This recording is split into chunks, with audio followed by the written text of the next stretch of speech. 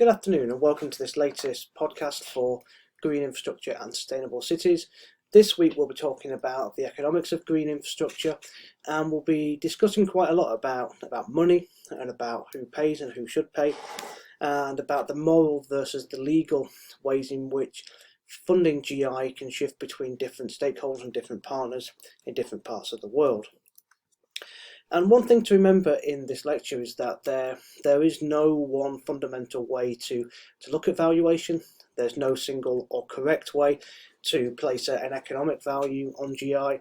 And there have been a whole host of studies, there have been a whole host of reports and sets of assessments that look at the way in which GI can be valorised, all of which have a positive outcome, a set of metrics that go with them, and all of which can be contested. And so one thing to remember in all this is that although we might have a number, the number is not necessarily going to be accepted by every stakeholder. And so a couple of years ago in 2017, Vivid Economics released a report talking about the natural capital value of London's GI, so public GI in particular, not private gardens.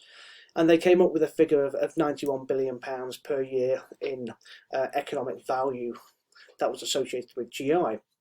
And this figure was roundly applauded as being something that people could get behind. It's politically very, very important to say £91 billion to the economy. It's really good.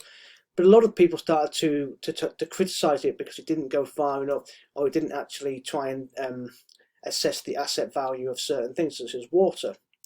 But one thing that it did do, and it's something that we will talk about, is it linked the value of parks per metre squared to the value of investment.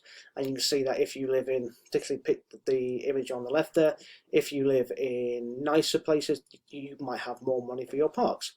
But also the fact that there are a lot of very specific values associated with mental and physical health, along with carbon sequestration, along with residential property as well. So we'll talk about the ways in which money and the finance to GI can be associated with very specific forms of investment. And this leads us to a lot of discussions about who's going to pay for GI and who benefits. Traditionally in the UK, local authorities have paid for GI through their capital grants and then their central grants from government. But through austerity, we've seen more and more funding cuts. So we're actually asking whether or not GI can be funded in the same way. And this has led to a lot of different people talking about the way in which we might shift the responsibility from local authorities to private investors, to communities, to philanthropists, and the way in which these opportunities might vary depending on which part of the country we're in, what sort of development context we have there, and whether or not parts of central London, be it Islington or be it Kensington, should be funded in the same way as parts of Rochdale or Oldham, for example. And part of this conversation is the fact that nature and GI is seen as a public asset in many cases that everyone should benefit from, and therefore everyone should also pay for.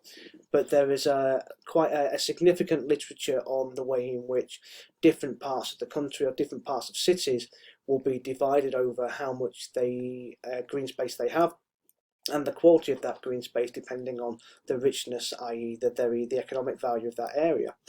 And so there is quite a strong link between deprivation and health inequality and poor green space, which we'll talk about. And so these are just a few of the examples of where different funding ideas have come from. And these options provide a set of opportunities for local authorities to engage more in a more diverse conversation with people than they used to. They can't be reliant on the same funding sources previously.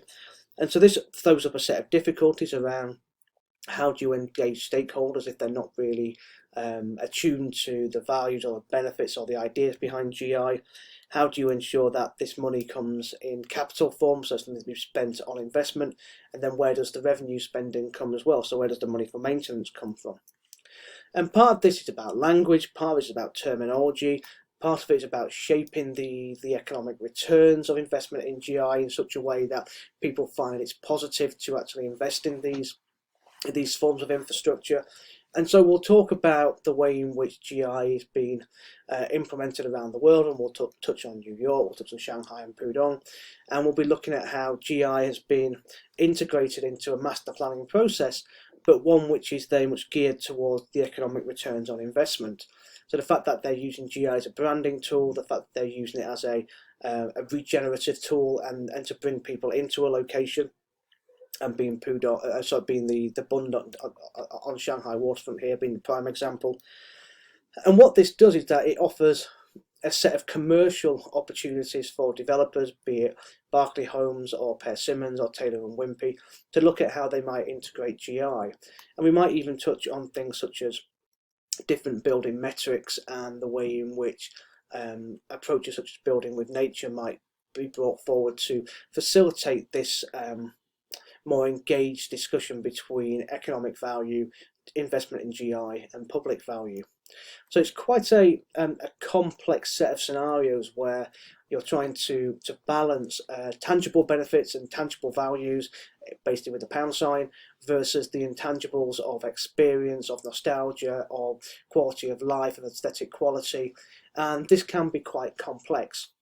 So what we will talk about is how do we define value, how do we then try and place a value on GI, what are the problems associated with this, and how do we try and circumvent them to create a more engaged set of stakeholders, be it from the public or the private sector, to investment in GI.